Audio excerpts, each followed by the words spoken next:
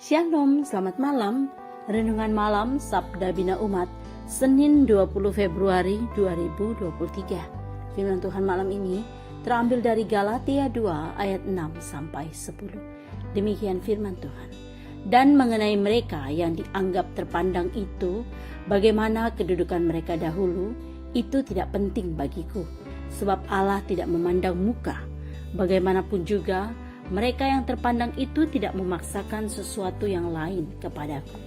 Tetapi sebaliknya, setelah mereka melihat bahwa kepadaku telah dipercayakan pemberitaan Injil untuk orang-orang tak bersunat, sama seperti kepada Petrus untuk orang-orang bersunat, karena ia yang telah memberikan kekuatan kepada Petrus untuk menjadi rasul bagi orang-orang bersunat, ia juga yang telah memberikan kekuatan kepadaku untuk orang-orang yang tidak bersunat. Dan setelah melihat kasih karunia yang dianugerahkan kepadaku, maka Yakobus, Kefas, dan Yohanes yang dipandang sebagai soko guru jemaat berjabat tangan dengan aku dan dengan Barnabas sebagai tanda persekutuan, supaya kami pergi kepada orang-orang yang tidak bersunat dan mereka kepada orang-orang yang bersunat. Hanya kami harus tetap mengingat orang-orang miskin, dan memang itulah yang sungguh-sungguh kuusahakan melakukannya. Demikian firman Tuhan. Renungan malam ini bertema, perlukah sinergitas?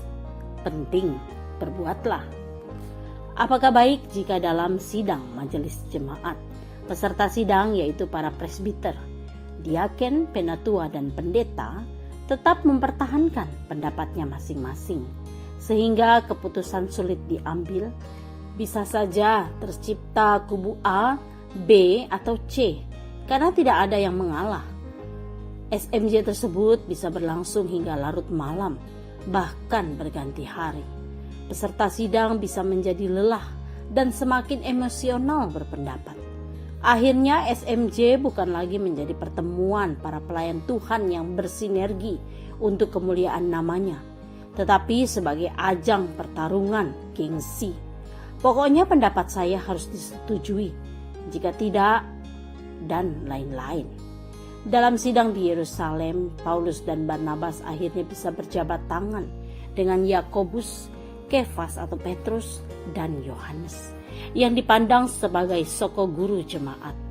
Jabat tangan itu menjadi tanda persekutuan bahwa ada pengertian di antara mereka, bahwa Paulus dan Barnabas memberitakan Injil ke kalangan non-Yahudi, sedangkan Yakobus, Kefas, serta Yohanes ke kalangan Yahudi.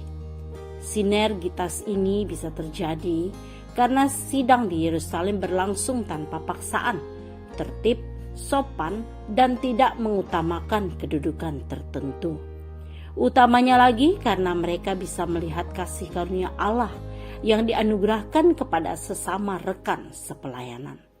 Hal-hal tersebut pada akhirnya dapat membuat Paulus, Barnabas, Yakobus, Kefas, dan Yohanes sebagai peserta sidang bisa tetap mengingat, membahas mereka yang miskin untuk diperhatikan dan dilayani. Ini lebih penting daripada perdebatan seru macam apapun. Dibutuhkan hikmat bagi pemimpin dalam memimpin jalannya SMJ, juga pengetahuan yang mumpuni tentang tata gereja dan peraturan lainnya. Kerendahan hati semua pihak dalam berpendapat sangat diharapkan.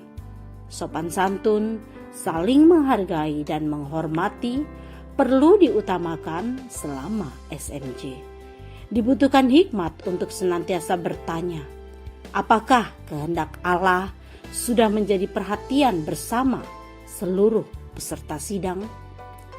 Doa malam ini, ya Kristus Sang Maha Kasih, mohon ingatkan kami untuk mewujudkan kasih kepada sesama, mengalahkan segala keseruan rapat atau SMJ. Amin. Demikian renungan malam ini, selamat beristirahat, Tuhan Yesus memberkati.